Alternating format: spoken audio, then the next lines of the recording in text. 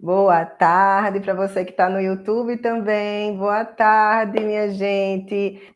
Hoje vai ser o primeiro episódio do Papo Derma. O Papo Derma é uma série aqui, né, que a gente vai fazer toda semana de perguntas e respostas, onde vocês vão poder tirar as dúvidas de vocês sobre o que vocês quiserem. Hoje, exatamente hoje, a gente vai tirar dúvidas sobre coberturas, certo? Então, sejam bem-vindos, quem está entrando, tudo certo aqui. A gente já vai poder receber aí as perguntas de vocês, tá? Vocês podem colocando as perguntas aí nos comentários. Também pode ter, não tem esse balãozinho que tem uma interrogação, também pode ser colocado pergunta aí, tá certo? Se não quiser colocar a pergunta aqui diretamente, que aí é só eu que vejo, fica privado, tá? Aí pode perguntar também aí nesse balãozinho. Então, a gente aqui obrigada, obrigada. A gente vai aqui fazer se tira dúvidas. Muito provavelmente toda quinta-feira a gente vai abrir essas lives aqui, bater um papo mesmo. Por isso que o nome do programa aqui de quinta-feira é Papo Derma, tá? Para a gente bater aqui um papo sobre isso, sobre qualquer coisa que vocês quiserem, e a gente vai tirando as dúvidas de vocês, tá certo? Então, hoje é sobre coberturas. Hoje eu abri uma caixinha lá nos stories de perguntas também sobre coberturas. Enquanto vocês não vão me mandando aí as perguntas, eu vou responder as que já me mandaram lá na caixinha, tá? E aí a gente vai, à medida que eu for falando, vocês vão poder ir perguntando aí, tá? Que aí a gente vai respondendo. A gente está ao vivo, direto, no Instagram e no YouTube também, tá? Simultaneamente. Quem ainda não me segue lá no YouTube, segue lá também, por favor. Lavínia Ribeiro, lá no YouTube também, tá? E aí é isso. A gente vai sempre fazer as lives aqui no Instagram e no YouTube. Então, vamos começar, né? Vamos começar com essas dúvidas todas que vocês me encheram a caixinha hoje, lá nos stories. Eu anotei tudo aqui na minha colinha, tá? Anotei para poder, né? Porque agora, assim, na live eu não vou conseguir acessar. Aí eu anotei aqui na minha colinha as perguntas que vocês fizeram. Então vamos começar, tá? A primeira pergunta foi o seguinte: cobertura de iodo, qual a indicação? Iodo, vocês já viram, gente, a cobertura de iodo, é o cadexômero de iodo, ele é da Smith Nephew, a marca Smith Nephew, e é o Iodosorb, certo? O nome comercial dele. Aí eu respondo, deixa eu responder essa do iodo e eu já respondo a sua, tá? João, teu nome? Aí eu respondo já, tá? E aí é o seguinte, o cadexômero de iodo, ele é uma pasta de iodo, né? Que é o Iodosorb. Ele é uma pasta. Nessa pasta, o que é que acontece?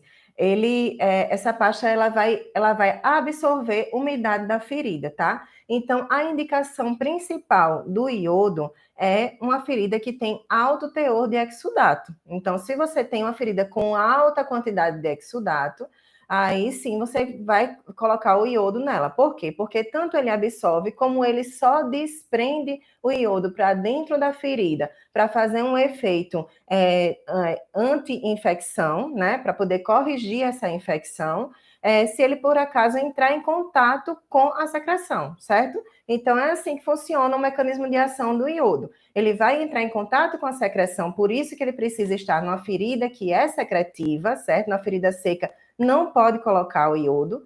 Então, ele vai entrar em contato com a ferida que é exudativa, a secreção da ferida. Depois que ele entra em contato com a secreção da ferida, ele vai começar a liberar o iodo para dentro da ferida, que vai fazer com que se controle a carga bacteriana, controle a infecção e quebre até o biofilme, certo? Também tem indicação de quebrar o biofilme, o cadexômero de iodo, tá?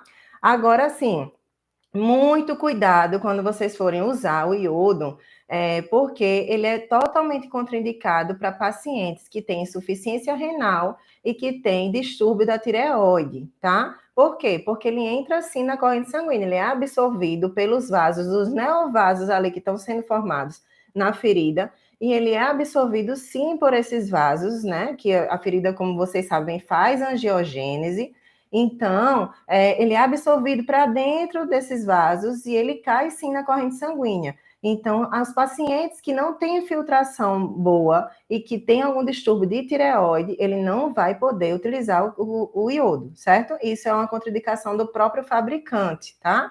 Ele não recomenda o uso nem para gestante, nem para lactante e nem para pessoas, né, portadores de insuficiência renal e distúrbios de tireoide, certo?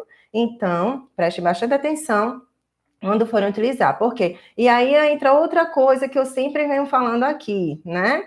Que por que a gente não pode abrir a ferida já de uma vez e escolher logo a cobertura e colocar, sem antes fazer uma avaliação do paciente? Porque a gente precisa perguntar, inclusive, se o paciente tem algum tipo de alergia ao iodo, principalmente. Pode ser sim que o paciente tem alergia a iodo, muitas pessoas têm. Se o paciente tem insuficiência renal, se o paciente tem distúrbio de tireoide, tudo isso faz parte da anamnese, né? E a gente só vai saber se o paciente tem realmente alguma contraindicação ao uso dessa cobertura fazendo a anamnese, certo? Então, aí já é outro ponto que a gente já encaixa novamente o que eu venho sempre relatando aqui para vocês, que a gente precisa avaliar o paciente e não só a ferida, certo? Então, essa questão de iodo, acho que está respondida, né? Se alguém tiver mais alguma dúvida, pode falar. E aí eu vou responder aqui a dúvida do João.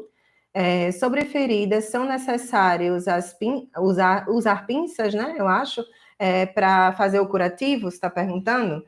Para fazer o curativo, quando você usa pinça, principalmente para debridar, você tem a tendência de conseguir debridar muito melhor. Porque você imagina você com a luva tentando puxar o tecido desvitalizado e com a lâmina segurando na pontinha da lâmina com a outra mão. É uma questão muito assim, difícil de você conseguir fazer somente com as mãos. Quando você usa a pinça, você tem uma posição melhor, né? Uma pega melhor e até um conforto melhor para você na hora que você está debridando. Então, a pinça é essencial nesse sentido, né? De ele auxiliar no movimento realmente de debridar. Ela vai lhe auxiliar muito bem nesse movimento.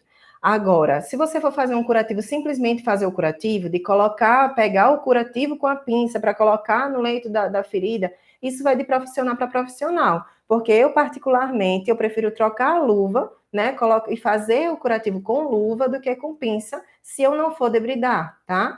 Por quê? Porque fica melhor de eu posicionar a cobertura no leito da ferida. Então, é de cada profissional. Eu já vi profissionais que acham melhor fazer com a pinça. Por quê? Porque se acostumaram a fazer e têm uma destreza melhor com a pinça, entendem? E eu me acostumei a fazer sem a pinça, porque no local que eu trabalhava há muito tempo, há muitos anos, não existia a pinça para fazer o curativo, então a gente vai se acostumando com o que tem, né? Então, se a gente se acostuma a fazer com a mão mesmo, com a luva estéreo, então, normalmente, a gente vai fazer com a luva estéreo e acha até melhor, acha até mais fácil de manusear, né? O curativo. Então, é basicamente isso, vai depender de profissional para profissional, não necessariamente é obrigatório você utilizar a pinça. A pinça, essencialmente, eu uso para fazer desbridamento, eu só não uso quando realmente não tem condições. Aí eu tento desenrolar com a mão mesmo. Mas para fazer desbridamento, você tem um apoio muito melhor nessa mão para poder você conseguir fazer o desbridamento muito mais efetivo, tá? Vamos lá para a próxima pergunta. A próxima pergunta que colocaram lá na caixinha. Pode usar tela de silicone em feridas exudativas? O que é a tela de silicone, gente? Tela de silicone, ela é uma telinha bem fininha. Eu acho que vocês já conhecem, por exemplo, a gaze de rayon, certo? A tela de silicone não é a gaze de rayon. Eu só estou tentando fazer uma comparação aqui para vocês entenderem como é a tela de silicone. A gaze de rayon, ela é uma tela também que é impregnada com óleo, tá? Só que a tela de silicone, ela é uma telinha fininha também, ela é bem maleável de silicone e algumas elas têm uns poros, né, que são uns orifícios que permitem a passagem do exudato da ferida para uma cobertura secundária absorvente. Mas a tela de silicone especificamente é uma tela, ela não é um curativo absorvente, tá? Ela não adere de maneira nenhuma na ferida, é a que menos adere de todas as telas, né, que a gente encontra no mercado, que é tela de gás de rayon, tela de petrolato, e a tela de silicone é que não adere de maneira nenhuma, não tem possibilidade nenhuma de aderir. Ela não adere no leito realmente que está com o exudato ali, né? Aquele tecido mole. Então, mas a tela de silicone, ela também não vai absorver. Então, em feridas bastante exudativas, vai dificultar bastante, né, o processo de absorção. Porque se a gente colocar uma tela lá, na ferida que é bastante exudativa, a gente vai, mesmo que ela tenha os poros, impede muito, porque diminui muito essa área de absorção, entendo. Se a gente deixar um curativo absorvente direto na ferida, esse curativo vai absorver e essa ferida vai ter um controle de exudato muito melhor, né? Concordam? Agora, se a gente colocar a tela de silicone e esses poros, que são pequenos, são áreas pequenas para passagem do exudato, eles vão passar o exudato por ali, mas muito pouco. A maior parte do exudato vai ficar retido embaixo da tela de silicone. Então, não é o ideal você utilizar uma tela de silicone para feridas exudativas, muito exudativas, tá? A tela de silicone a gente usa em feridas como skin tears, que é aquela ferida que o paciente, por exemplo, um paciente idoso, arrancou a pelezinha, que é a pele sensível, aí fez uma fricção e arrancou a pele. Então, uma feridas por fricção, um skin tears, feridas por adesivo, né, lesionadas, causadas por adesivo, também é interessante colocar. E naquelas feridas que está acontecendo de granulação já bem superficial, tecido de granulação nivelado, com a pele, já com a borda. Então, também é interessante colocar já no final da cicatrização, que acelera bastante o processo de cicatrização, né?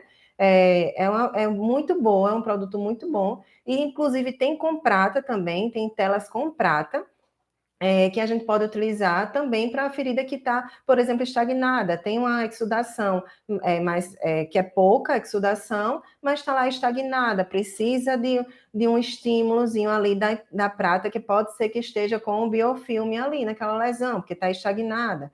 Então, a gente pode colocar uma tela com prata, certo? Então, realmente tem uma função muito legal a tela de silicone, mas em feridas exudativas, a gente não utiliza, tá? Emiliano, em feridas por LPP profundas, na hora de fazer a limpeza com soro, é correto usar sonda para realizar essa limpeza profunda? Pode utilizar a sonda, pode utilizar a seringa, tá? Porque às vezes a seringa não chega, né? Tem uma cavidade, né, muito intensa, que essa cavidade você não consegue nem a seringa chegar lá, né? Mas às vezes, mesmo com que você não chegue à ponta da seringa lá dentro, na pressão da seringa você consegue fazer encher, né, essa cavidade de soro. Mas não tem problema utilizar a sonda, não, também. É só ter cuidado para a gente não colocar essa sonda e fazer uma pressão muito grande, colocar a sonda, ficar, né, fazendo um movimento muito intenso, muito brusco, e você causar lesão nesse tecido, né? Então, você pode colocar a sonda e pode fazer a irrigação lá dentro da ferida também, sem problema nenhum. É até interessante porque você está limpando dentro, né? A gente precisa realmente limpar bem a ferida, né? Lembra que a higienização, a gente precisa limpar bem a ferida para a gente evitar que se apareça um biofilme, principalmente em feridas cavitárias, gente, porque ferida cavitária, ela tem a predisposição maior de aparecer biofilme ali, porque nessas cavidades as bactérias gostam de se instalar e de morar ali, né?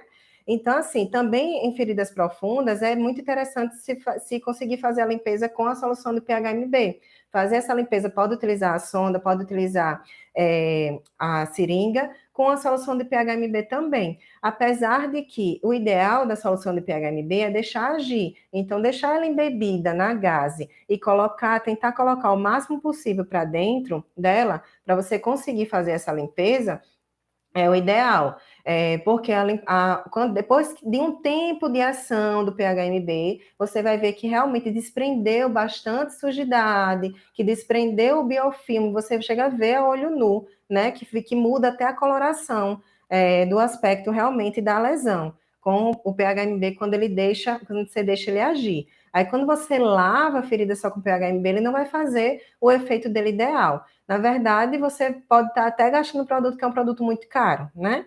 Então, normalmente, o ideal mesmo é a gente colocar, deixar a gase lá para agir, né? Mas a sonda, seringa, pode ser utilizado para, principalmente com soro fisiológico, para poder se fazer limpeza de cavidade também. Vou para a próxima aqui, tá? Se quiserem mandar mais perguntas, podem mandar aí, mas vou para a próxima aqui, que mandaram na caixinha, tá? A terapia por pressão negativa. A terapia por pressão negativa é indicada somente para altas quantidades de exudato? Vamos lá, né? A terapia por pressão negativa, a principal indicação dela é uma ferida que não tem controle do exudato com nenhum outro curativo, tá? É a principal função. É a única função? Não é a única função. Por quê? Porque a terapia por pressão negativa faz também contração de margens. Se ela faz contração da ferida inteira, né? Porque ela faz essa pressão negativa, então ela puxa e auxilia nessa contração da ferida. Se ela faz a contração da ferida, ela também está favorecendo a angiogênese no local. E se eu tenho uma ferida estagnada, com granulação, né? Porque não é indicado colocar a terapia por pressão negativa em feridas que tenham necrose, tá?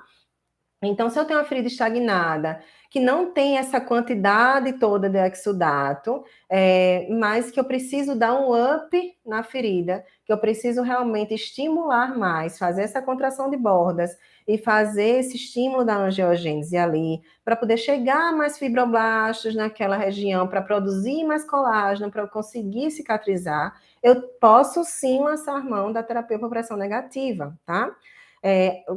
Lógico que, como eu disse anteriormente, a principal indicação é controle do exudato em altas quantidades.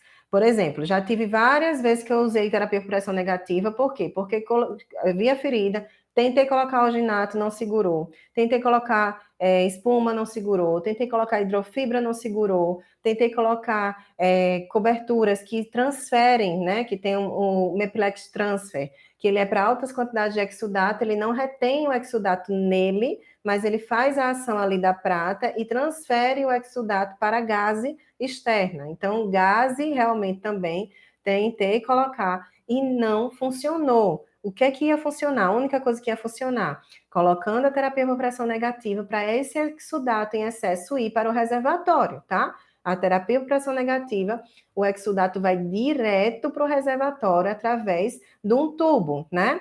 E aí fica o reservatório enchendo, enchendo, enchendo, enchendo de secreção. Então, realmente, a principal indicação, e normalmente a que mais se indica é isso mesmo, altas quantidades de exudato. Mas eu já usei em um RN, por exemplo, um RN que precisou de terapia por pressão negativa, por quê? Porque eu queria fechar logo a lesão dele, por causa do alto risco de infecção. Um paciente recém-nascido, tinha acabado de nascer, eu precisava logo fechar a ferida dele para poder ele ir de alta, inclusive da UTI. O risco de infecção muito alto, bebezinho, né? A gente precisa acelerar muito mais o processo de cicatrização. Então, não tinha altas exudações, mas pelo risco de infecção, pelo risco do paciente, precisava fechar logo a ferida, a gente indicou a terapia por pressão negativa e realmente fechou muito mais rápido, tá? Então, tem essa indicação também da terapia por pressão negativa, não é simplesmente a altas quantidades de exudato, tá? Próxima pergunta. Pode colocar colagenase em tecido de granulação? Quem sabe responder essa? Respondam aí, quem sabe me responder essa? Pode colocar colagenase no tecido de granulação? O que é que os médicos indicam sempre? Quer dizer, os médicos não, né? Alguns médicos, né? Não são todos. Tem alguns médicos que entendem de feridas e eles sabem o que estão fazendo, estão indicando. Mas alguns eles indicam muito, é porque a gente brinca muito assim, né? Que o AGE está para a enfermagem, assim como a colagenase está para a medicina, né? Porque a gente quer colocar a AGE em tudo e os médicos querem colocar a colagenase em tudo. Por quê? Porque a colagenase é muito indicada, né, pela equipe médica e é um curativo, assim, que existe há muito tempo no mercado, muito tempo. Inclusive, existe a colagenase pura e a colagenase com cloranfenicol. Aí a colagenase com clorofenicol, a enfermagem não pode prescrever, tá? Porque o clorofenicol é um antibiótico. Não pode ser prescrito pelo enfermeiro. O enfermeiro pode prescrever a colagenase pura, que vende na farmácia, né? Tranquilamente. Só que a colagenase, gente, já está dizendo, ase quer dizer quebra, síntese, degradação, certo? E colágeno, né? Então, ela vai fazer a degradação do colágeno, vai fazer a quebra desse colágeno, certo? Então, colagenase. Eu vou colocar numa ferida que tenha tecido de granulação, que está ali com colágeno ativo, os fibroblastos liberando e fazendo essa produção toda de colágeno ali. Eu vou colocar uma colagenase para destruir esse colágeno que está ali. A gente não quer ao contrário, a gente não quer cicatrizar. Então, por que a gente vai colocar a colagenase no tecido de granulação? Então, a colagenase não serve para tudo. A colagenase, ela serve para debridar. Ela é um debridante enzimático. Então, é a mesma coisa da papaína. A papaína também é um debridante enzimático. A colagenase, ela vai fazer o desbridamento de um tecido necrótico. Então, se a ferida tiver com a necrose, principalmente aquela necrose preta, ela vai sim ser eficaz para desbridar essa necrose, tá? Então, se a ferida tiver necrose, você pode indicar a colagenase como debridante enzimático, tópico, que ele vai favorecer, né, esse desbridamento, retirar logo essa necrose mais rápido, inclusive do que o hidrogel, por exemplo, porque o hidrogel ele é um desbridante autolítico, né?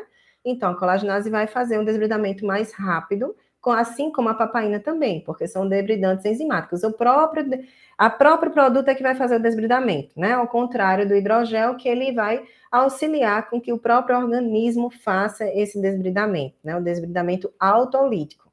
Então, a colagenase não pode, é totalmente contraindicada, utilizar em tecido de granulação, certo? Não me façam isso. E a papaína? Tem outra pergunta. A papaína também. Foi a pergunta da colagenase e a pergunta da papaína. Mesma coisa, tá? A papaína pode utilizar em tecido de granulação? Agora, nesse caso da papaína, vai depender da concentração. Se por acaso eu estiver utilizando a papaína a 2%, por exemplo, eu posso colocar em granulação? Posso colocar em granulação a papaína 2%.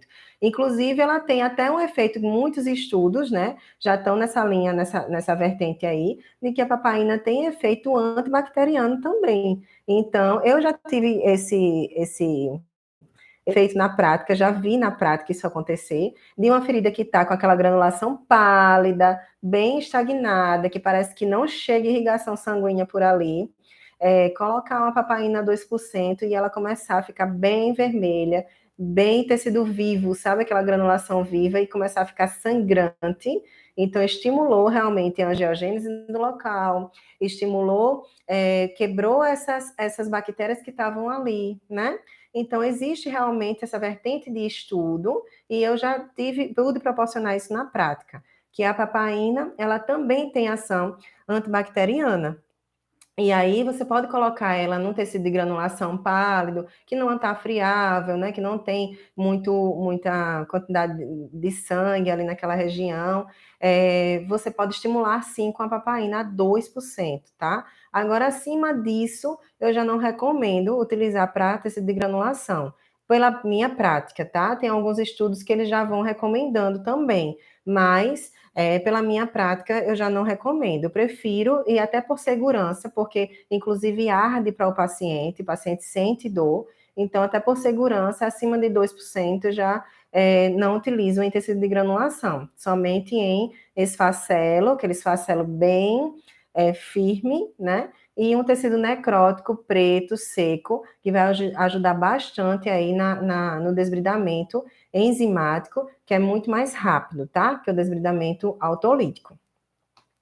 Podem ir fazendo perguntas, tá, gente? Eu estou respondendo aqui, quem está chegando agora, eu estou respondendo as da caixinha de hoje, mas pode ir colocando perguntas aí também sobre coberturas, tá? As perguntas que vocês quiserem. Por quê? Que aí hoje esse papo derma aqui é para a gente bater papo, tá? Para vocês perguntarem e a gente vai respondendo. Carvão ativado. Me perguntaram sobre carvão ativado. Ainda é usado? O carvão ativado é sim usado, tá, gente? Mas o que é que acontecia? Antigamente, a gente não tinha muita cobertura com prata, né? Toda vez eu digo antigamente, eu entrego a minha idade, né? Porque realmente eu fui de uma época que a gente não tinha disponibilidade de curativo com prata no mercado, e o único curativo que tinha realmente a prata era o carvão ativado.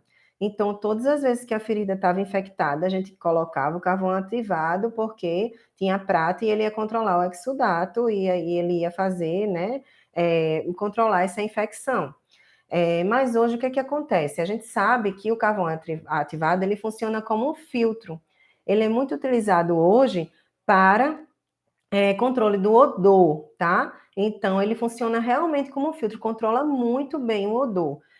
A gente colocando ele como primeira, a cobertura primária, quando a secreção passa por ele, funciona como um filtro, tá? Então, o carvão está aqui, a secreção passa por ele, funcionando como um filtro, então a secreção, quando passa, ele vai é, é, desodorizar, né? Ele vai neutralizar esse odor, essa é a palavra. Ele vai neutralizar esse odor. Então, ele só funciona como um filtro, neutralizando o odor. Então, você precisa de uma cobertura secundária que ele vá fazer a absorção dessa secreção, tá? Vai fazer a absorção desse exudato para poder controlar realmente o exudato. Por que ele não é tão utilizado mais hoje frequentemente? Porque existem outras inúmeras coberturas com prata hoje que vão fazer o controle do odor também, tá? Vão absorver, por exemplo, uma hidrofibra com prata.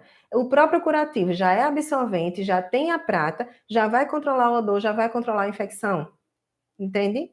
Então, não tem muita função a gente colocar o carvão ativado só para controlar o odor, se o outro curativo que a gente vai colocar já é um curativo que ele vai controlar o odor também. Então, para a gente não deixar o curativo com um custo muito elevado, a gente vai utilizar um tipo de curativo só. Não precisa utilizar o carvão e também outra cobertura absorvente com prata por cima, tá? O que a gente vê utilizando muito hoje o carvão? Em feridas neoplásicas, em lesões tumorais. Por quê? Porque a lesão tumoral, a ferida neoplásica, basicamente, a gente vai controlar sinais e sintomas. A gente não tem a intenção de fechar essa ferida, tá? Então, quando a gente faz esse atendimento ao paciente oncológico, com a ferida oncológica, principalmente uma ferida oncológica que já é fruto de uma metástase, que já está em cuidados paliativos, a gente vai fazer o controle dos sintomas para levar conforto ao paciente. O que acontece muito em feridas neoplásicas? Um excesso de exudato, que a gente precisa controlar muito o excesso do exudato para não passar para a roupa do paciente, por exemplo, para ele conseguir sair na rua, né, e não ficar molhando a roupa, ter uma vida normal. E a outra questão muito forte é o odor, que é um odor muito intenso, é um odor mais intenso do que de uma ferida comum, tá? Então, se é um odor realmente com a característica muito intensa, a característica neoplásica, a gente utiliza, assim, muito carvão ativado para esse tipo de ferida, porque ele controla bem, realmente, o odor. Então, o carvão ativado, realmente, a gente utiliza muito para ferida neoplásica. Se não tiver o carvão ativado para ferida neoplásica, o que é que pode fazer? Metronidazol, também é utilizado muito metronidazol, tanto o creme vaginal, como o pozinho da cápsula, se faz muito essa prática para baratear também o custo, né, desse controle dos sintomas de uma ferida neoplásica. Mas, enfim, não seria o caso. Aqui a pergunta é sobre carvão ativado. Então, o carvão ativado é muito utilizado em ferida neoplásica, hoje em dia, muito mais do que em outros tipos de feridas, porque nas outras feridas a gente vai ter um controle do odor, que a gente vai conseguir também com outros tipos de curativo, certo? Vamos lá, próxima pergunta. Coloquei membracel na ferida e grudou. Quem aí já colocou membracel na ferida e teve a mesma experiência de grudar a membracel na ferida? Acontece, tá? A membracel é uma membrana, gente, de celulose, é uma membrana porosa, normalmente tem poros, e ela é uma membrana de celulose. A membrana de celulose biológica que tem um pH bem igual ao pH da pele, sabe? Bem parecido ao pH da pele. Então, ela funciona como uma cobertura, como se fosse a própria pele, né? A gente coloca a Membracel e ela funciona como se a gente tivesse com a pele ali. Então, o que acontece? A Membracel, como ela é uma membrana de celulose, ela adere um pouco, sim. Então, você coloca na ferida e, normalmente, a indicação é retirar, trocar essa Membracel com, no mínimo 7 dias. Então, você deixa essa Membracel lá por 7 dias, pode deixar até mais tempo, mas aí você deixa ela lá por 7 dias, na hora que você vai retirar, ela já está, dependendo da lesão, se a lesão realmente não tiver muito exudato, ela vai sim estar aderida no leito da ferida.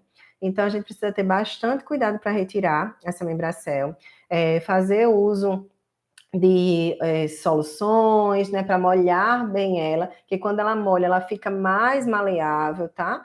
Normalmente, quando a gente vai aplicar a Membracel, a gente precisa molhar ela antes, para poder aplicar ela adaptar ao leito da lesão, porque ela parece um papel realmente, e aí esse papel, quando a gente molha, ela fica maleável, né, parecendo um tecido, um tecidinho, e aí a gente coloca ela na lesão, e ela se adapta à lesão depois de úmida. Então, quando a gente passa 7 dias sem mexer, ela vai grudar, ela vai secar e ela vai grudar. E aí, o que a gente faz? A gente umedece de novo, bastante umedece, e vai retirando aos poucos, né, devagarzinho, o máximo de cuidado possível para a gente não tirar esse tecido neoformado, né, que se formou ali naquele leito, certo? Mas é comum isso acontecer com a Membracel. Próxima pergunta. Eu quero debridar uma lesão, mas essa lesão está muito úmida e infectada para colocar o hidrogel. O que fazer, né? Vamos lá. Debridante não é só o hidrogel, tá, gente? Não existe só o hidrogel para debridar a ferida.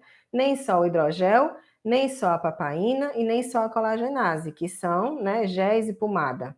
Não é só isso que existe no mercado para debridar, certo? Isso vocês têm que colocar na cabeça. Que quando a ferida tiver exudativa, muito exudativa, vocês não vão colocar o hidrogel. Que se vai colocar o hidrogel na ferida totalmente exudativa, você vai umedecer ainda mais aquela lesão. Vai ficar um excesso de exudato e o próprio organismo não vai conseguir fazer o desbridamento autolítico como você gostaria de fazer. O hidrogel é indicado para as feridas que estão muito secas, precisam ser debridadas e precisam de uma ajudinha, né, nossa, para que o próprio organismo faça esse desbridamento autolítico. Então, ele só faz o desbridamento em meio úmido. Então, a gente precisa levar a umidade para fazer o desbridamento. Então, como é que a ferida já está úmida e a gente só porque está vendo o esfacelo nessa lesão, a gente vai dizer, precisa debridar, vou colocar o hidrogel. Não.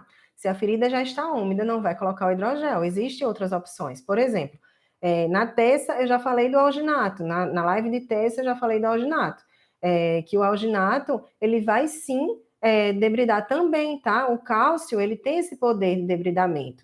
Então, o alginato, além de ter o poder de fazer hemostasia, o alginato tem o poder sim de fazer desbridamento, principalmente porque na hora que ele entra em contato com a secreção, ele forma um gel também lá dentro. Aí ele forma um gel, esse gel ele vai ajudar nesse desbridamento autolítico. Então, o alginato já é um curativo absorvente que ele vai fazer o desbridamento autolítico também. Então, quando você tem uma ferida que é exudativa e tem tecido desfacelo, você vai colocar o alginato que ele vai auxiliar no desbridamento. Se você tem uma ferida exudativa que não tem esfacelo, você não precisa desbridar, você já pode partir para a hidrofibra, por exemplo, que a hidrofibra vai absorver mais, mas também ele não vai favorecer tanto assim o desbridamento como o alginato favorece, certo? Então, o alginato já é um curativo que você pode colocar, que é absorvente que você pode colocar numa ferida que precisa absorver. O segundo curativo que eu digo aqui a vocês, que dou a dica, é um tecido uma matriz TLC, né? Que o nome comercial é Urgoclean, tá? O Urgoclean, ele já tem essa matriz TLC patenteada, é o único no mercado que ainda tem, porque ainda não terminou a patente para outras marcas também reproduzirem, tá? Então, o Urgoclean, ele tem essa matriz TLC, que essa matriz TLC faz o desbridamento, tá? e aí ele também absorve bastante secreção para dentro dele, que é uma plaquinha de tecido, realmente, faz essa absorção do exudato para dentro dele, ao mesmo tempo vai liberando essa matriz TLC no leito da ferida, e a matriz TLC ela vai debridar. Então, inclusive, né, o Orgoclean, ele tem um poder de desbridamento muito maior do que o alginato. E ele, inclusive, é muito mais caro também. Mas quando a gente precisa realmente desbridar uma ferida e controlar o exudato, ele é fantástico. Fantástico. A gente coloca na ferida, quando a gente vai retirar na primeira troca, já vem a próprio esfacelo, já vem grudado no curativo. A gente já sai, já tira o curativo, já vem o esfacelo junto e a ferida já está bem granulada, tá? Então, realmente é um curativo muito, muito, muito interessante, fantástico para fazer desbridamento em feridas exudativas, tá? Já é uma dica aí, a dica de ouro de hoje é o Orgoclean, tá? Bora lá. Também tem uma outra questão, que é a terapia por pressão negativa. Só que a terapia por pressão negativa, normalmente não é indicado utilizar para desbridamento, tá? A terapia por pressão negativa vai controlar o exudato, mas seria melhor colocar quando a ferida já está mais granulada e com até pouco esfacelo você consegue colocar. Mas, assim, ele não vai debridar, né? Ele não vai debridar. Então, não seria o caso da pergunta, que a pergunta está perguntando assim, se quero debridar, mas não dá para colocar o hidrogel, né? Então, se você quer debridar e não dá para colocar o hidrogel, então a terapia de pressão negativa ela não vai debridar, certo? Ela vai controlar o exudato. Qual o melhor curativo? Úlcera na perna que está difícil de ser curado. Pronto, aí a úlcera na perna. A gente tem inúmeras causas de úlcera na perna, certo? Inúmeras, assim, eu exagero, né, minha gente? Eu exagero, eu fico falando inúmeras causas. Eu exagero, né? Mas é o seguinte, as úlceras de perna, elas podem ser úlceras venosas, elas podem ser úlceras arteriais, elas podem ser um pé diabético, né? Se for no pé mais, né? Ela pode ser um pé diabético, ela pode ser uma úlcera diabética, por neuropatia diabética, certo? Então, precisa avaliar a causa, tá? Não tem como dizer assim, tá difícil de ser curada, qual é o melhor curativo? Eu posso só arriscar, eu não posso ser negligente de dizer qual é o curativo de uma úlcera na perna, assim, sem saber qual é o paciente, sem fazer a avaliação, né? Sem saber qual é a causa dessa ferida, certo? Precisa vocês entenderem tudo, né? Qual é a causa da ferida. Por quê? Porque é muito importante isso, tá? Preste atenção no que eu vou dizer. Se é uma úlcera na perna que tem etiologia venosa, você vai utilizar compressão. Agora, se essa úlcera na perna tem uma causa que é arterial, que é totalmente o oposto, a compressão vai fazer o paciente amputar essa perna. Entendem? Entendem como é importante vocês saberem qual é a etiologia, o que está causando essa úlcera e como ela vem que eu vou descobrir o que está causando essa úlcera. Claro que você tem que fazer um atendimento multidisciplinar com o vascular, né, com o angiologista, para poder fazer exames nessa perna, ver se essa perna não tem nenhuma obstrução arterial antes de você botar uma compressão, se é realmente para confirmar realmente se é uma úlcera venosa, certo? Você vai fazer o ITB também, que dá para você fazer mesmo, né? Enquanto enfermeiro, dá para você fazer. Então, vai fazer o ITB para poder realmente verificar se não tem nenhum comprometimento arterial naquela perna. E se você descobriu que não tem nenhum comprometimento arterial naquela perna, aí sim, aí você vai colocar uma compressão, que aí a úlcera vai ser venosa. Aí, no caso de, por exemplo, aí você tá me dizendo que é uma úlcera que está difícil de ser curada. Então, é muito provável que seja uma úlcera venosa. As úlceras venosas, normalmente, elas duram anos, né? Muita gente, quando não tem assistência adequada, elas são úlceras que duram muito tempo. A gente, quando pega os pacientes que têm 10 anos de ferida, 15 anos de ferida, provavelmente é uma úlcera venosa ou uma úlcera mista. Aí você precisa só se certificar, e se for uma úlcera venosa, precisa colocar compressão. Então, Lavínia, ó, depende do leito da ferida. O leito da ferida, ele tá precisando de desbridamento. Eu posso colocar um Urgoclean, por exemplo, né, no leito da ferida, que ele vai absorver, que normalmente as úlceras venosas têm um excesso de exudato, então ele vai fazer o desbridamento e vai absorver. E depois que eu colocar esse Urgoclean para poder fazer isso, eu vou colocar por cima desse Urgoclean uma compressão. Existem duas alternativas de compressão. A bota de Una, que é uma compressão que é descartável e que não é elástica, certo? O que é que acontece com a bota de Una? A bota de Una, dependendo do como você coloca, o paciente pode estar com a perna edemaciada e essa perna depois que você colocou, você vai trocar com 7 dias só, tá? Então, depois que você colocou, o paciente diminuiu o edema e a perna ficou, e a bota ficou folgada, tá? Ela tá fazendo compressão, a bota de Una não vai estar, porque ela tá folgada, certo? E se por acaso o paciente não estava com a perna demasiada, mas aí botou a bota de Una e ficou com a perna pendurada, ao invés de estar com a perna elevada, esses 7 dias inteirinho, aí ele começou a demaciar, aí a bota de Una vai fazer o quê? Vai garrotear, porque ela não é elástica para ir se adaptando ao tamanho da perna do paciente. Então, ela pode garrotear. Aí você precisa orientar o paciente que se acontecer algum tipo de roxidão no dedo dele, né, o dedo ficar roxo, acontecer dele ficar com dor, né, às vezes o paciente desse não sente dor, porque pode ter uma diabetes, uma neuropatia diabética associada, ele não vai sentir dor, então tem que dar os sinais dele, se está com os dedinhos roxos, né, se está achando que está muito apertado, volta para trocar, tá? E tem as compressões elásticas, né? Isso aí, Flaviane, aí eu já estou respondendo a tua pergunta. Além da bota de Una, tem outra alternativa? Tem a compressão elástica, que são, claro, mais onerosas, né? São mais caras, mas que são um pouco mais eficazes nesse sentido, porque como as compressões elas são elásticas, coloca mais ou menos da mesma forma como a bota de Una, né? Pode ser colocado na técnica de espiral, ou dependendo do fabricante. Mas essa compressão vai ser elástica. Então, se o paciente edemaciar, ela vai acompanhar o edema. Se o paciente diminuir esse edema, ela vai acompanhar também. Vai continuar fazendo o que deve ser feito, que é a compressão, né? A gente vai ter um tratamento mais eficaz, porque o paciente vai sim ficar os 7 dias com a compressão lá acontecendo, né? Não vai ficar com a botinha folgada, fingindo que está comprimindo e não está, né?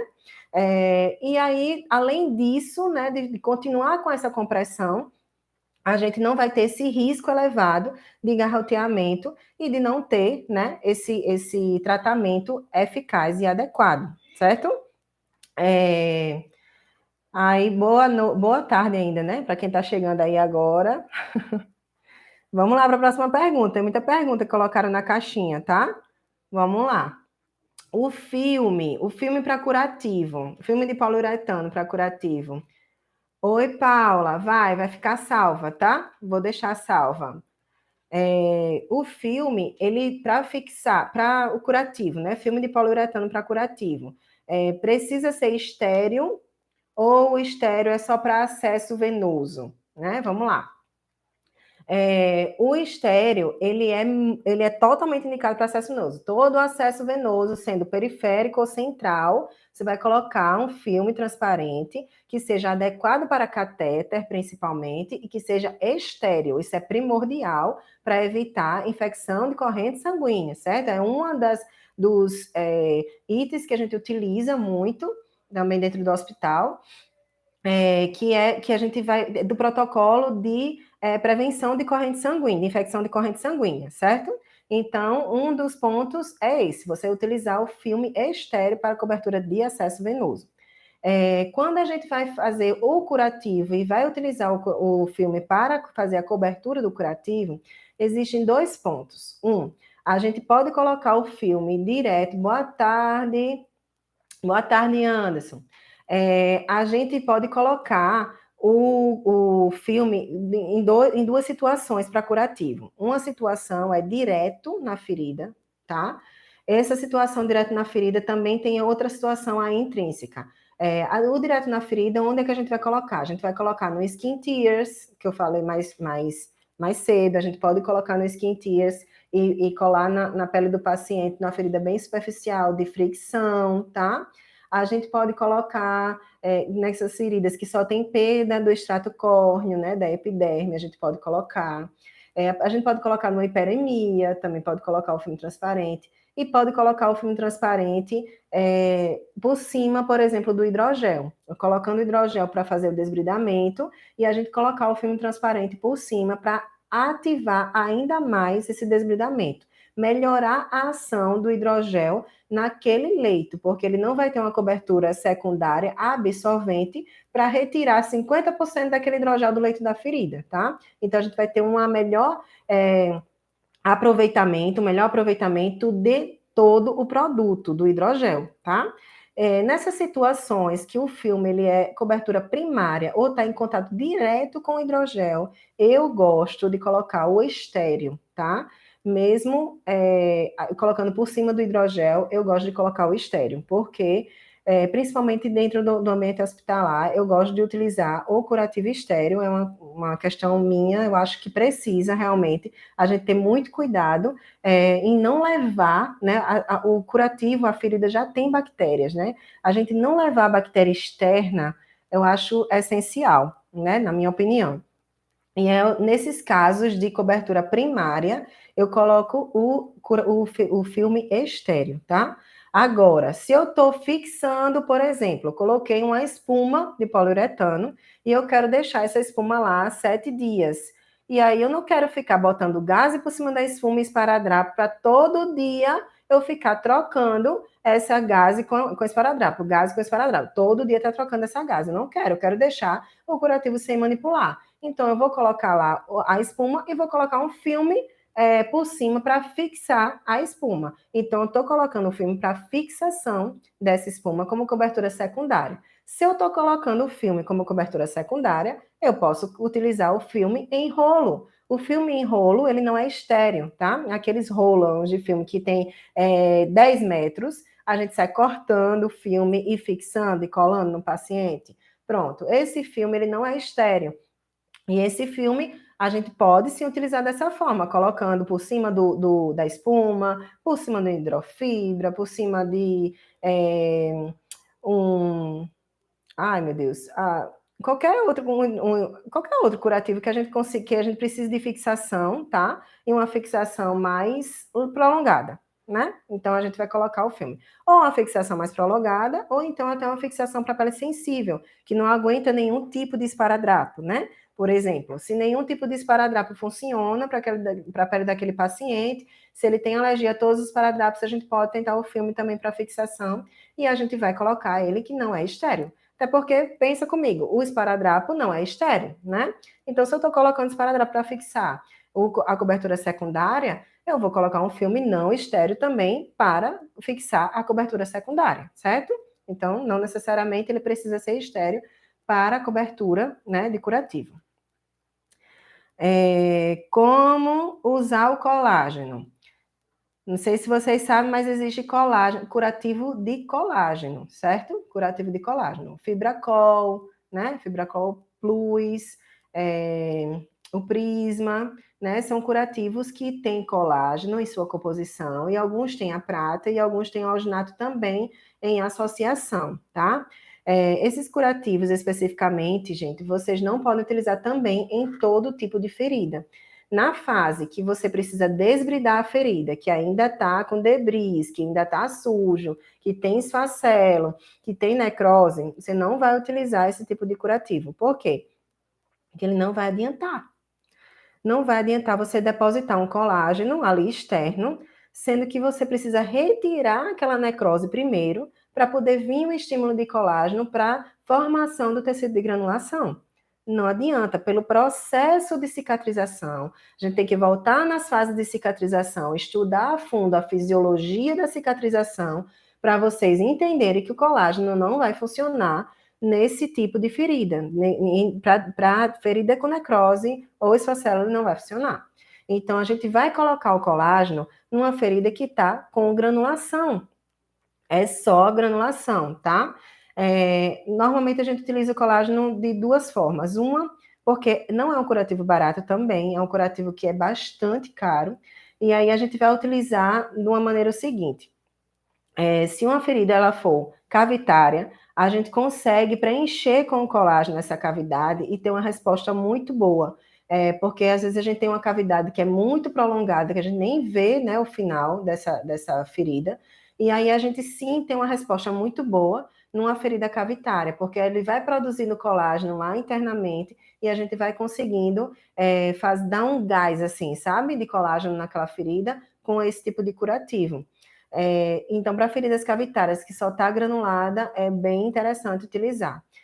E o outro ponto é quando eu mesma, eu só utilizo, né, em último caso, quando a gente precisa estimular uma ferida que está estagnada, tá? Se a gente já fez de tudo, e mesmo assim a ferida ela não evoluiu, a gente pode sim usar o colágeno nessa ferida, numa ferida que está estagnada, porque ele vai dar realmente uma aceleração nessa cicatrização, porque ele vai introduzir ali aquele colágeno e vai dar um gás nessa cicatrização. Então, é importantíssimo a gente utilizar, né, com critério o colágeno. Não é um curativo que a gente vai, porque o próprio colágeno, né, tá ali, então é muito bom, vou logo botar na ferida. Não é assim, tá? A gente precisa realmente utilizar com muito critério. Para proteção das bordas, barreira, spray ou creme? Barreira, spray ou creme? Proteção das bordas. Eu, particularmente, vocês podem usar os dois, tá? Vocês podem usar tanto o spray quanto o creme para proteção das bordas. Não tem contraindicação de você utilizar o creme. Eu, particularmente, eu prefiro usar o spray para proteção das bordas, por dois motivos.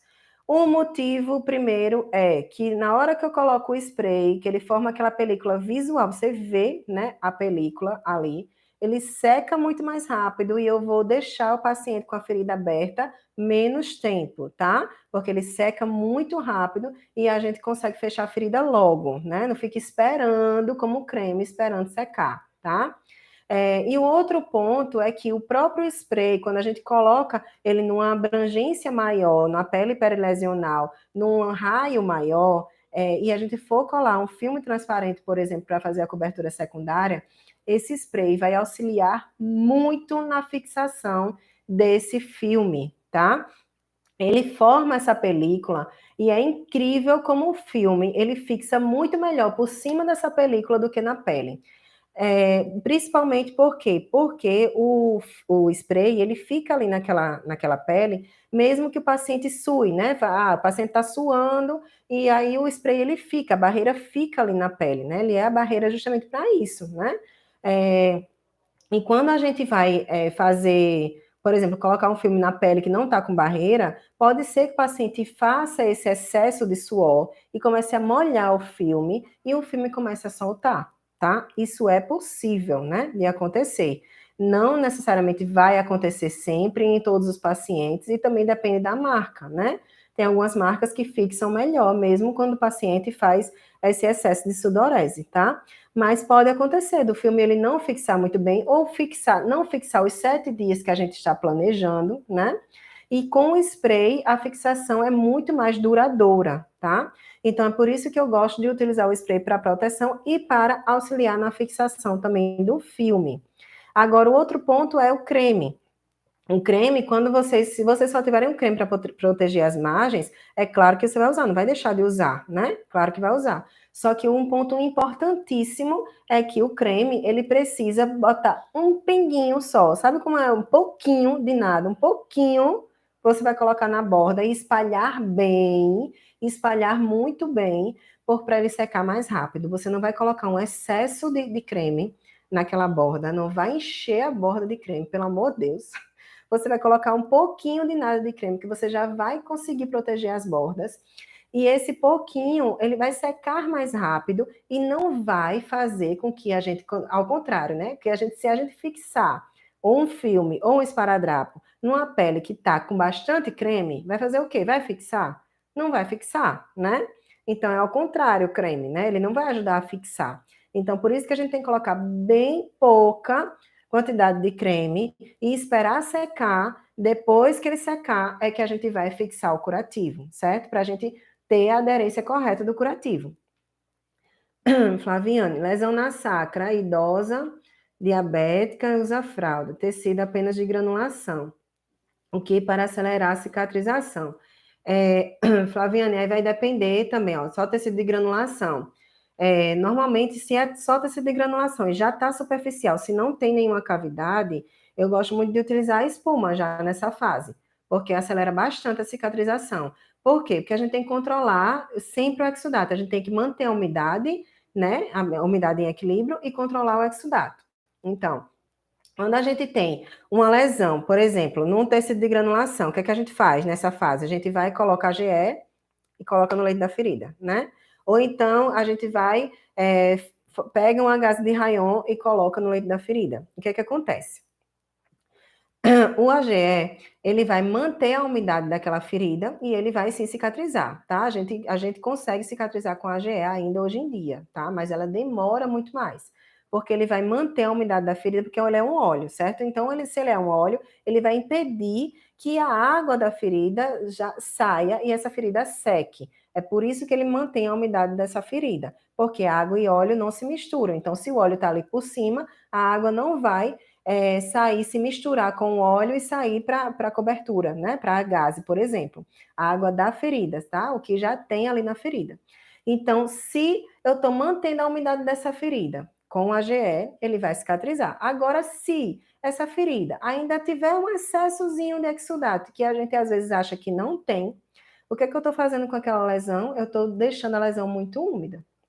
Eu estou deixando a lesão com excesso de exudato. O AGE, a gente não tem como ter esse controle, tá? Porque às vezes você coloca AGE, aí no outro dia tá úmida demais a ferida, e você não sabe o que foi que aconteceu. Por quê? Porque a ferida ainda está drenando um exudato que não deveria estar o AGE ali, porque ele precisa sair esse exudato e o AGE está impedindo de sair esse exudato. E a outra coisa também pode acontecer, de a ferida está muito seca e o AGE não ser suficiente para manter a umidade da ferida. E aí, no outro dia, quando você abre, a gase está totalmente seca, grudada na ferida. E aí, quando você vai tirar essa gase, mesmo que você bote soro, bote várias coisas e umedeça, você vai retirar aquela granulação novinha que você está lutando para conseguir deixar ali, sabe? Então, a espuma, ela tem um poder de controle desse exudato maravilhosamente, porque ao mesmo tempo que ela absorve o excesso de exudato, ela mantém o leito úmido. Então, quando eu coloco uma espuma de poliuretano numa ferida dessa, eu tenho um controle muito maior do exudato, porque se essa ferida tem um excesso de exudato que eu não estou conseguindo enxergar, ela vai absorver. E se ela não tem excesso de exudato, ela vai manter a umidade da lesão também. Ela vai manter, ela não vai absorver e deixar a ferida seca jamais. Entende? Então, por isso que a espuma eu gosto muito de utilizar nessa fase de quitar somente apenas a granulação. Claro que o ideal é que, por a espuma ser um curativo um pouco mais caro, e por ser um curativo que fica mais dias na ferida, né? A gente não precisa trocar todos os dias, ela pode ficar, inclusive, até 7 dias numa ferida superficial com granulação, ela pode ficar 7 dias tranquilamente. Existem as espumas que já tem no formato da sacra e que já tem o silicone para aderir, né, para colar na ferida, que também é muito legal porque dá o conforto para o paciente e não precisa você utilizar 2 produtos, colocar a espuma e ainda colocar o filme. Mas também você vai avaliar, porque se o paciente, por exemplo, está usando fralda e defeca muito, e toda vez que defeca vai contaminar o curativo, então você pode avaliar se não é melhor colocar, se a ferida está pequenininha, se não é melhor você colocar uma espuma menorzinha, tá? Quadradinho, cortar a espuma menor, um quadradinho pequeno e colocar um filme por cima, porque você vai diminuir a área, né? De colocar esse curativo diminuindo a área, você provavelmente não vai chegar tão perto da região anal. E esse curativo vai durar mais tempo, tá? Então, assim, vai analisando e avaliando se por acaso essa ferida é um pouco menor. Não precisa colocar aquela da sacra, até porque é muito mais cara, né? Você colocar uma da sacra, uma espuma de sacra, um alevinho, um meplex. Você pode cortar um quadradinho de espuma e colocar um filme transparente por cima, tranquilamente, tá? E ele vai, sim, ser muito mais efetivo e acelera muito mais esse processo de cicatrização. Claro que vai ter que avaliar, para acelerar a cicatrização, avaliar a limpeza, se está sendo feita com antimicrobiano, porque um PHMB, por exemplo, também acelera essa cicatrização, que vai desprender mais as sujidades, e se tiver algum biofilme ali, ele vai desprender esse biofilme, tá? Outra questão é se por acaso tiver estagnada essa ferida, não tiver evolução nenhuma, tem que reativar as bordas, fazer uns cortezinhos nas bordas, para poder ela reativar e conseguir acelerar mais esse processo de cicatrização. Então, tem outras coisas que a gente pode fazer para acelerar a cicatrização. Mas, de antemão, somente o curativo com a espuma, você já vai conseguir um controle muito maior desse exudato, principalmente porque tem um outro fator, quando você coloca AGE e você coloca muito AGE e esse curativo também, esse AGE, ele fica em contato direto com a fralda, o que é que pode acontecer? O AGE na fralda, ele é óleo, né? Se o AGE for para a fralda, ele pode diminuir a absorção da fralda. Se o paciente vai urinar e a fralda está cheia de óleo, o óleo não se mistura com a água, então ele vai diminuir essa área de absorção da fralda. Diminuindo a área de absorção da fralda, o paciente vai ficar mais úmido, né? E faz essa umidade excessiva na pele, né? Ele vai fazer com que abra até outra ferida. E esse curativo, ó, ela urina bastante, né? E acaba sempre passando para o curativo. E aí, esse curativo sempre vai ficar muito úmido, né? Por mais que você coloque o AGE, vai ficar a umidade do AGE, a umidade do curativo, a umidade da urina, e principalmente porque a fralda está cheia de óleo e não está absorvendo essa quantidade de urina, que faz muito, né? Então, a urina está indo toda para a pele dela e toda para a ferida. Então, realmente, tem que ter bastante cuidado com essa questão. É muito difícil o manejo, né, de úlcera na sacra, porque a gente tem uma certa dificuldade de cicatrização justamente pelo excesso de contaminação que tem. E aí, a urina, assim que urina, já tem que trocar, né? Já tem que trocar para não contaminar. E essa questão toda, por exemplo, de passando para o curativo, se você colocar um gaze que é e bota um esparadrapo normal, sempre quando a urina tiver, né, presente, a gaze vai absorver essa urina. É fato. Vai absorver a urina e aí pronto, perdeu o curativo, vai ter que trocar.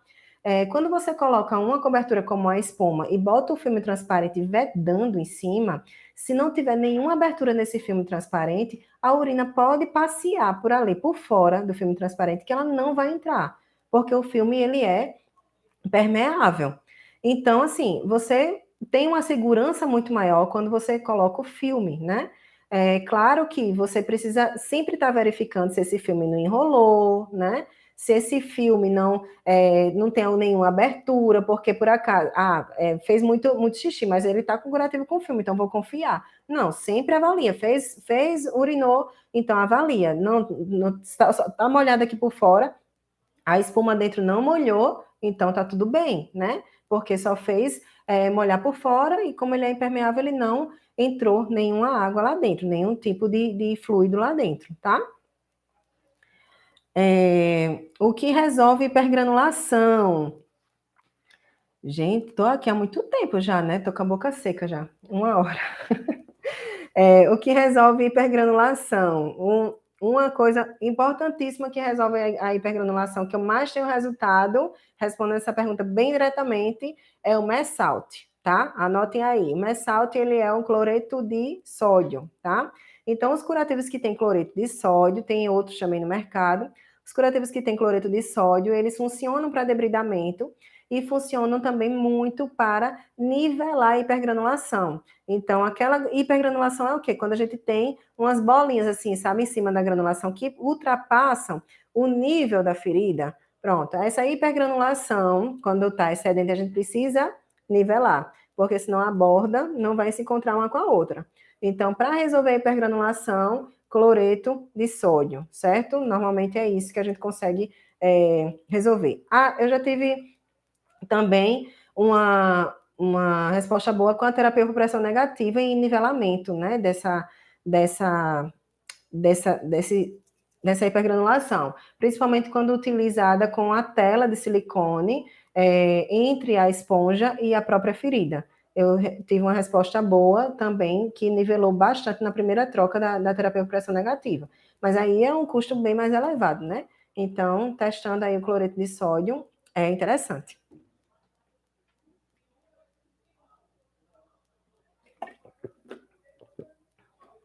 Beber água. Ó, todo paciente que chega no... Já falei da bota de urna, né? Mas deixa eu só mostrar aqui qual foi a pergunta que me fizeram.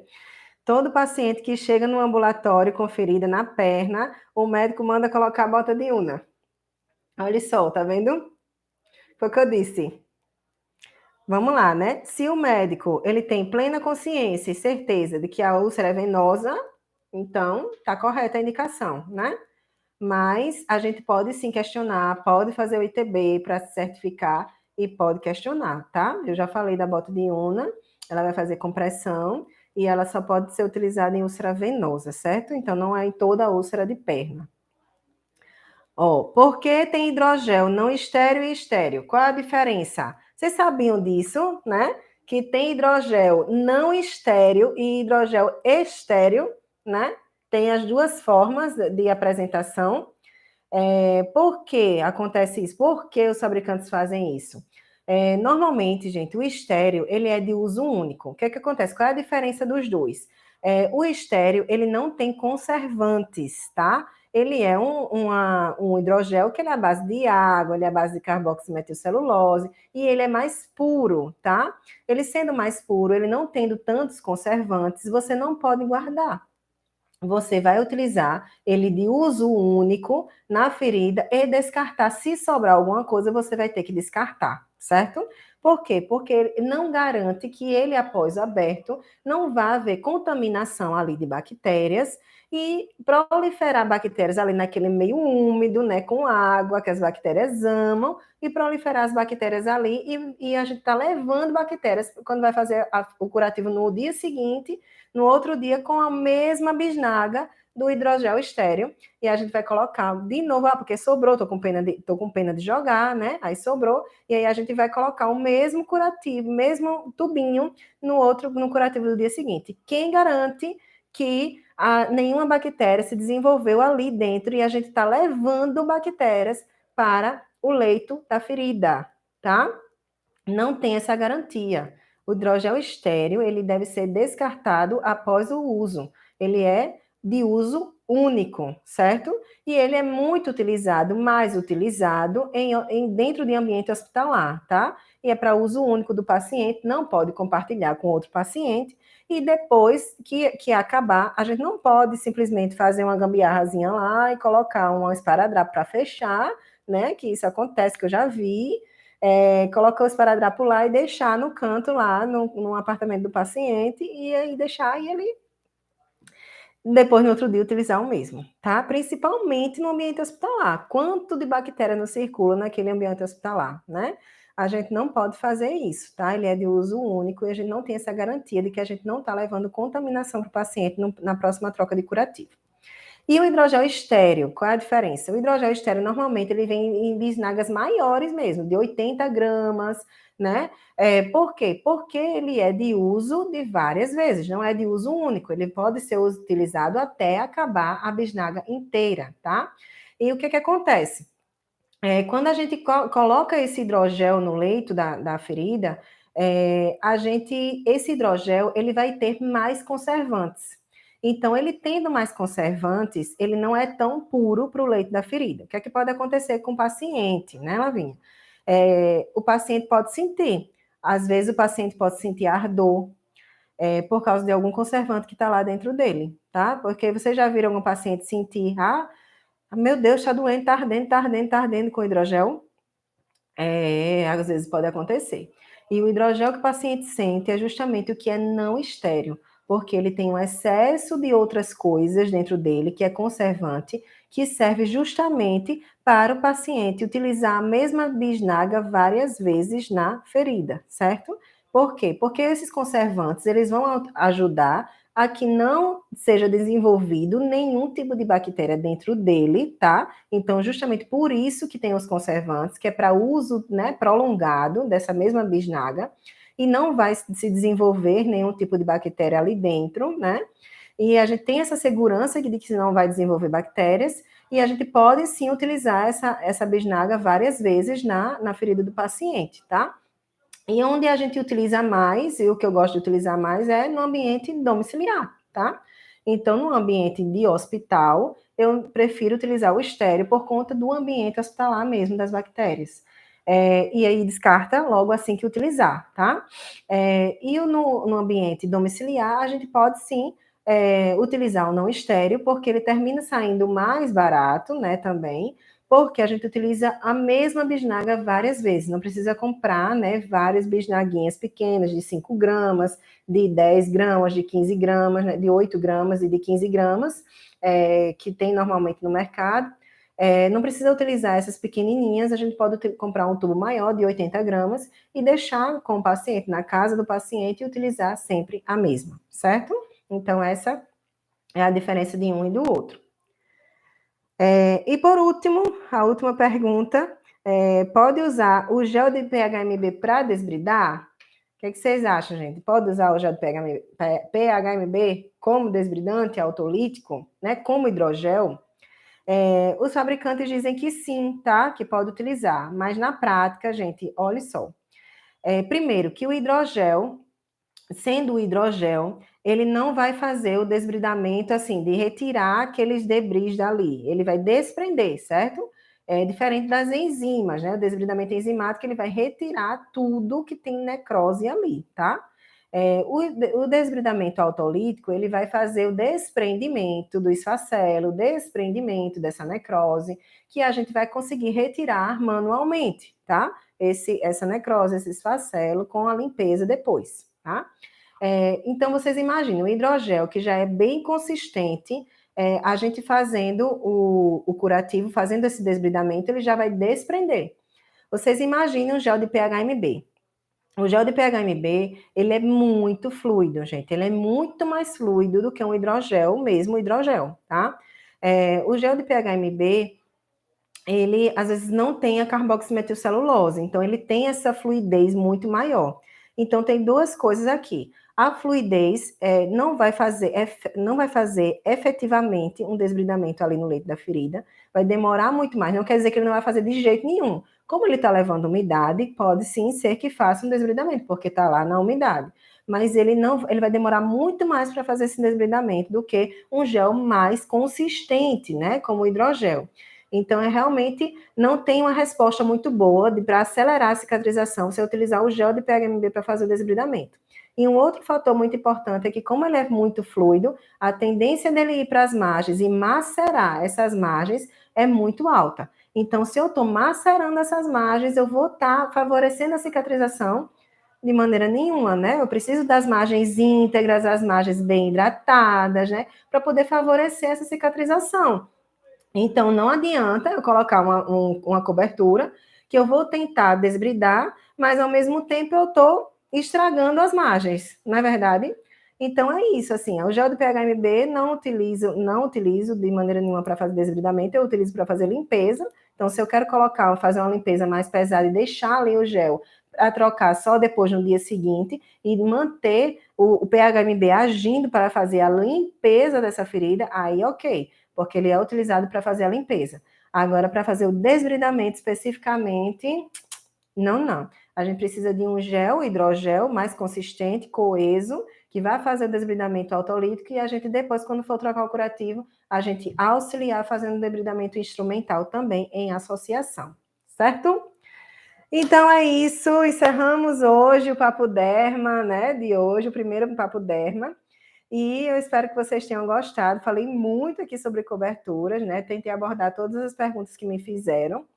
Então, na próxima quinta-feira, a gente faz novamente. Quando vocês estiverem aí pensando em alguma dúvida, anota, tá? Anota que quinta-feira venham, me tragam aqui, coloca aqui para mim, para a gente poder tirar as dúvidas de vocês, tá? Então vai ser sempre assim. Terça-feira eu faço uma live de conteúdo e na quinta-feira eu faço uma live de tira dúvidas, tá certo? Para vocês sempre participarem. E se quiser participar comigo aqui também, ao vivo, é só pedir para participar e fazer uma pergunta para mim ao vivo e a gente faz junto aqui a live, tá certo?